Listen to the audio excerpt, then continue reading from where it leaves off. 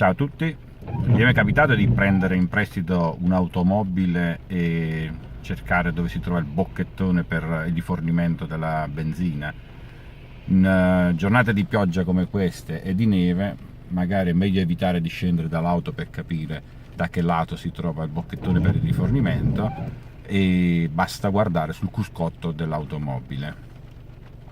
Allora, se osservate bene sul display digitale di questa automobile, che è una Seat Ibiza, vedete che il simbolo della pompa di benzina ha la pistola rivolta verso destra.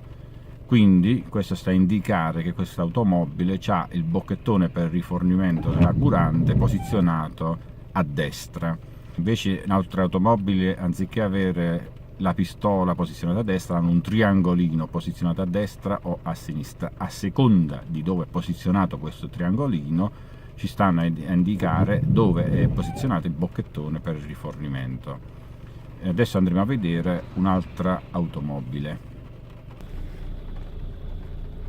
Allora, come potete vedere, fuori piove, c'è il ghiaccio, c'è la neve, voglia di scendere dall'auto per capire dove è posizionato il bocchettone della benzina non ce n'è.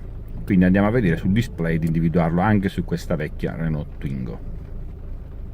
Sul display digitale di questa vecchia Renault Twingo c'è il simbolo del distributore di benzina. Vediamo che la pistola della pompa è posizionata a destra, quindi senza scendere dall'automobile per verificare dove è posizionato, già sappiamo che è a destra, quindi quando andiamo a fare rifornimento di benzina sappiamo che dobbiamo andare a sinistra del distributore, in modo tale che ci troviamo la pistola vicino al bocchettone a destra.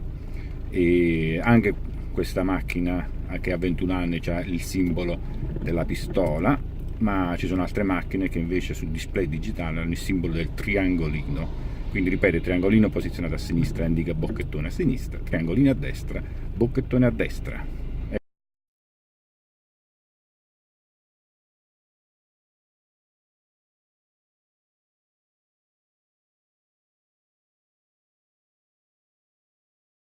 Spero che questo video vi sia stato utile, ci vediamo alla prossima occasione. Ciao a tutti!